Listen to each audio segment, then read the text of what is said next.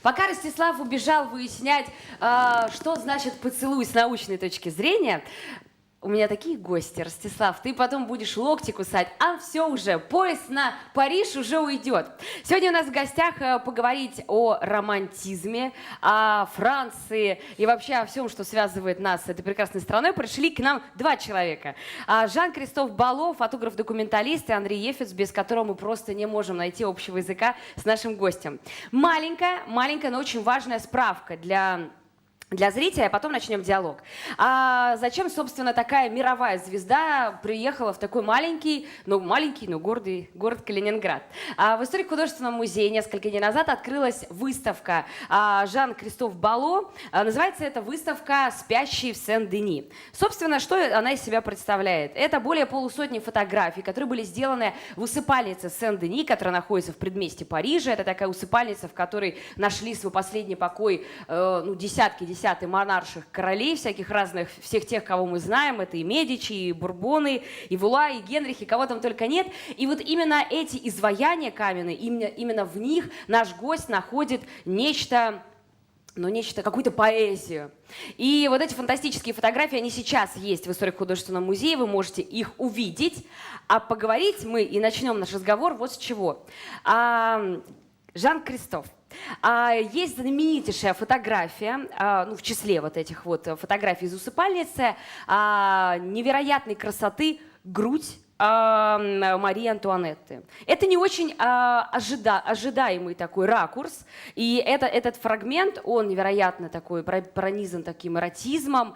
Как раз сегодня мы говорим о всяких разных этих делишках пикантных. Вот как пришла в голову такая идея посмотреть именно на эту красивую женщину, историки об этом писали, именно с такой точки зрения? Alors, c'est la sensualité de la sculpture. C'est-à-dire que historiquement, Marie-Antoinette avait effectivement une très belle poitrine et le sculpteur a respecté la réalité du personnage. Et il y a une réelle sensualité dans la relation entre le sein et la main de la reine. Ну да, мы, конечно, здесь говорим о чувственности скульптуры, и скульптор здесь, конечно, уважил качество Марии Антуанетты, которая действительно обладала таким внушительным достоинством, и как бы он показал эту связь между ее грудью и рукой. Il y a l'idée de... la statue ne bouge pas, mais ma photo, on a l'impression que j'ai fait un arrêt sur image. C'est-à-dire qu'on a l'impression qu'elle était en mouvement, qu'elle était en train de faire le geste, et que c'est la photo qui l'a arrêtée. И хотя фото не двигается, возникает такое впечатление, будто оно находится в движении, как будто вот она вот тотчас готова сделать какой-то жест, но она находится как будто заморожена, да? Да, и вот сейчас у нас на наших экранах как раз появится фотография, вы сами сможете судить, что это невероятно живое, такое трепещущее просто фото. Скажите, а были ли после этого фото, понятно, что наш гость Жан-Кристоф фотограф с огромным стажем, ну и, кстати, тоже такая маленькая интересная деталь, Жан-Кристоф не фотографирует людей. То есть, безусловно, он их может фотографировать, но они не очень небольшой представляют для него интерес. А вот после этой невероятной фотографии Марии Антуанетты, части Марии Антуанетты, не было ли предложений от каких-нибудь красивых женщин, может быть, моделей, может быть, актрис, которые сказали, ну если уж каменную так смогли, то я-то уж и подавно.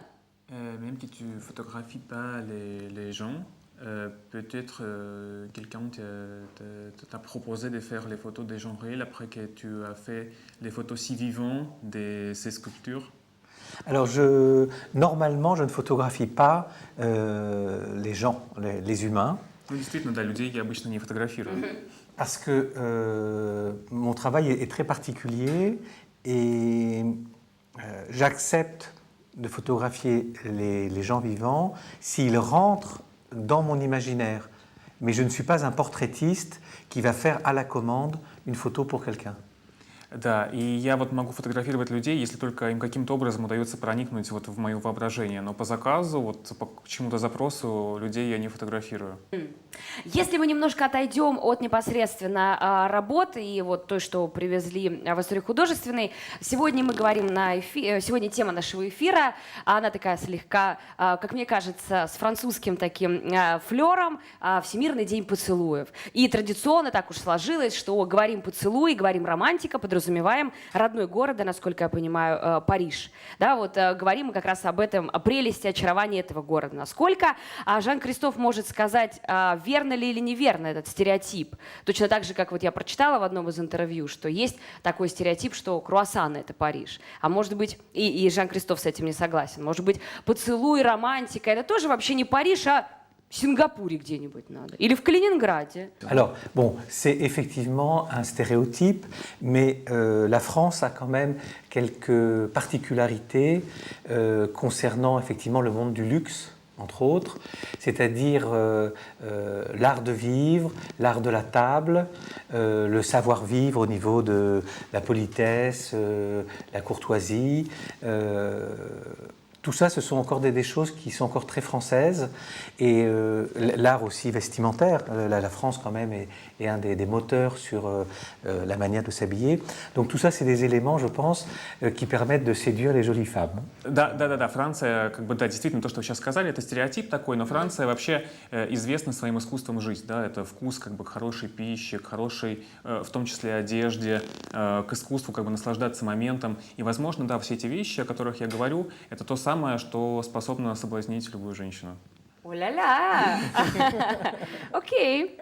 А вы сколько дней уже в Калининграде? Vous êtes ici pour combien de jours? Alors, ma résidence d'artiste était de 2 semaines et je reste ici je repars jeudi matin. Ну вот я здесь 2 недели, и уже 6 июля в четверг я уезжаю. Прежде чем приехать в Калининград, Жан-Кристоф составил огромное количество портретов городов. Это Чикаго, Нью-Йорк, Касабланка, Париж. И еще есть большое количество тех городов, в которых он был, наводил фокус своего фотоаппарата и создавал нечто. Теперь Калининград. Есть ли в Калининграде что-то, что может влюбить в себя любую женщину, как в Париже, к примеру? Alors, donc, ce qui m'intéresse dans le portrait que je fais d'une ville, ce sont les différents aspects de la ville, et c'est de faire avec les photographies un travail de mémoire, de dire avec ces images, je raconte Kaliningrad en 2017, c'était un peu ça. Et on pourra regarder ce travail en 2020, en 2050. Donc ça, c'est le premier aspect. Да, ну я первое, что хотел бы сделать своей работой, это как бы вот образами запечатлеть Калининград 2010-х, да, для того, чтобы люди в 2020 или в 2050 году могли взглянуть на эти изображения и узнать, каким был этот город. Alors après, pour l'Europe de l'Ouest, Kaliningrad n'est pas du tout connu. L'histoire de Königsberg et de Kaliningrad, c'est pas quelque chose de connu. Si je parle à des amis, Kaliningrad, c'est le tombeau de Kant. Ну и на самом деле в Западной Европе история Калининграда не так хорошо известна. И если я вот заговариваю с друзьями о Калининграде, то все, что известно, это могила Канта. Mais pour moi, que la ville ne soit pas connue, c'est un plus. Parce que faire un 10e, un 100e travail sur Saint-Pétersbourg, alors que sur Kaliningrad, il y a un vrai regard à porter, parce qu'il y a vraiment une histoire, et ça va être le troisième point, il y a vraiment une histoire à retrouver et à mettre en mémoire. Да, ну и вот Калининград, это очень даже хорошо, на самом деле, это большое преимущество, что история этого города мало известна, да, какой смысл в 10-й или в 100-й раз делать такой фотопроект о Санкт-Петербурге, когда здесь есть что открывать, здесь есть какая-то история, которую можно открыть и рассказать. Et je pense que c'est une ville qui devrait intéresser les Français, et entre autres, il y a des villes martyrs comme Kaliningrad en France, Le Havre, Royan, Brest, qui ont été des villes totalement détruites par l'aviation britannique. И я думаю, что здесь есть чему французам заинтересоваться вот в истории этого города, потому что у нас точно так же Брест, Руан и Гавра были разрушены во время Второй мировой войны британской авиацией. Voilà, donc il y a des parallèles sur l'histoire dramatique du XXe siècle qui ont marqué des villes et les liens comme ça peuvent aider à penser, à réfléchir, à faire un travail de mémoire. И вот таким образом между нашими как бы странами такие прослеживаются параллели, которые могут нам помочь вот в этой совместной работе о нашей памяти. Но все-таки Жан-Кристоф ушел от ответа, а я все помню, я повторю. Говоря о Париже, и это, естественно, правда, это так, все, кто бывал в этом прекрасном городе, не мог не заметить этого шарма, этого очарования и все то, что может влюбить в себя. Если в Калининграде за эти 2 недели нашел ли что-то Жан-Кристоф, что-то, что может влюбить в себя или, наоборот, возможно, оттолкнуть, какие-то самые яркие черты, каким вообще показался город, может быть, какие-то основные вот характеристики. Он, к примеру, там, гордый, он благородный или он низшего сословия. Какой он? Какие мы? C'est quand même, pour moi, c'est l'âme slave. Donc il y a un certain romantisme dans cette ville avec justement l'histoire de Königsberg et de Kaliningrad qui est une grande tragédie. Donc c'est un moment, c'est une histoire très forte ce qui se passe là et dans son histoire c'est déjà une manière, un moyen d'aimer cette ville pour son histoire. Après c'est une ville qui est très verte. Je pense qu'il y a une qualité de vie à Kaliningrad. Comme je travaille vraiment dans l'espace public, je n'ai pas senti d'agressivité, ce que j'ai pu sentir à Shanghai par exemple, ou des endroits où on pouvait se sentir un petit peu tendu, dans certains endroits de Chicago par exemple. Donc c'est une ville sûre, agréable, verte, et on a le sentiment qu'il y a une qualité de vie pour les gens qui vivent ici. Потому как долго говорил Жан-Кристоф, я надеюсь, это он через запятую говорил комплименты нашему городу. Да, он говорил о комплиментах и о том, первое, что очень нравится Жану-Кристофу, это славянская душа, которую как бы вот он полюбил здесь. Нащупал, да, все-таки вот она есть, да? Да, и историю этого города, такую смежную историю Калининграда, Кёнигсберга. Второе, что ему очень понравилось, то, что наш город очень зеленый, что здесь вообще довольно высокое качество жизни, и люди более такие добродушные, чем, например, те, которых он мог встретить в Шанхае, иногда ему попадались в Чикаго. Да, это в целом очень приятный, зеленый, да, замечательный город. И есть, конечно, во что здесь влюбиться. Вот это главная вещь. Влюбился? As-tu tombé amoureux avec Kaliningrad ou pas? Ah, moi je suis toujours amoureux. Да я всегда влюблен во что-то, так что... Даже вы меня поняли, о чем я. Уходит от ответа. Quand même, j'en profite pour lancer un appel. Parmi les choses qui m'intéressent, il y a aussi l'aspect économique des villes. Et Kaliningrad, c'est aussi un grand port.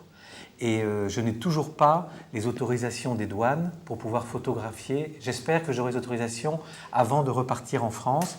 Sinon, il n'y aura pas le port de Kaliningrad dans mon travail. Да, ну вот Жан-Кристоф обращается к жителям города. Дело в том, что для него очень важным аспектом как бы вообще его проектов является такой экономический аспект. И очень ему хотелось бы снять порт. И вот пока ему до сих пор не получилось получить разрешение от таможни местной, чтобы это сделать, и он очень надеется, что ему удастся это сделать до 6 июля. Дорогие товарищи портовики, кто несет ответственность за то, чтобы люди получили доступ и получили возможность поработать? Мы же в историю войдем, мы же в Лувре висеть будем, мы же локти потом будем кусать. В общем, вы меня поняли. Я думаю, что все будет хорошо. А по результатам работы этой будет, видимо, какой-то, не знаю, выставка. Что это будет и какие места ключевые посетил в Калининграде Жан-Кристоф? То есть вот чтобы сейчас наши калининградские зрители понимали, что «О, моя улица попала, мой дом попал». И где это будет экспонироваться? Привезет ли он это опять в Калининград? Или это в Лувре все-таки? Alors, j'espère, c'est important pour moi de restituer mon regard aux habitants de la ville que j'ai photographiée. Для меня очень важно, конечно, представить мой взгляд как бы жителям города, который я снимал. Donc j'espère, il y a 2 musées qui sont intéressés pour 2018, je pense. Donc le projet se fera entre Kaliningrad, l'Institut français de Saint-Pétersbourg qui est à l'origine de la résidence et l'artiste. Mais un projet d'exposition, c'est pas l'artiste seul qui décide, c'est une question de programmation, de décision, de financer le projet d'exposition. Donc voilà, donc il y aura, j'espère, une restitution russe et peut-être une restitution dans l'une de ces villes françaises qui ont été rasées par l'aviation britannique, peut-être Brest, donc de raconter à Brest Kaliningrad. Да, но я очень надеюсь, что удастся показать в 2018 году эту выставку здесь, в Калининграде. Да, как минимум 2 музея уже в этом заинтересовались. Но вообще, конечно, это не только же от художника все зависит. Этот проект организован не только мной, но и французским институтом в Санкт-Петербурге, а также городом Калининграда. То есть тут как бы все сложно, но я надеюсь, что в 2018 году удастся показать эту выставку, но не только в Калининграде, но и, возможно, в одном из городов французских, которые также были разрушены британской авиацией, ну, например, в Бресте. Мы, если что, вы передаете, согласны и в Брест поехать на открытие выставки. Nous Вы перейдите. pouvons aller au Brest. Oui. Aussi, oui. Ну, И надо оно, так надо. Все-таки, возвращаясь к нашей теме, в нашей такой слегка фривольной, шаловливой такой немножко теме «Всемирный день поцелуя», есть в Париже места, на которых традиционно влюбленные приезжают, делают друг другу предложения, целуются. Может быть, есть какие-то места, где приглядел уже Жан-Кристоф, где в Калининграде. Вот хоть умри, но целоваться надо. Moi, je regarde l'architecture, je regarde la ville. Да не то, чтобы я что-то заметил, я вообще как бы наблюдаю за архитектурой, за городом. Ну, в общем, везде можно. Donc on peut baiser n'importe où. Alors, on peut donner des baisers. Donner des baisers, ouais. C'est pas pareil. Bien sûr, on peut donner des baisers. L'amour doit être partout. Ну, конечно, да, можно везде целоваться. Все, Жан-Кристоф дал добро, а уж, извините, слово француза, парижанина стоит дорогого. Жан-Кристоф Бало был сегодня у нас, фотограф с мировым именем, и я очень надеюсь, что в 2018 вы вернетесь. Андрей Ефец помогал нам. Андрей, я думаю, что вы вернетесь к нашей студии еще раньше. Конечно. Спасибо вам большое, ну и начинаем целоваться. Жан-Кристоф велел.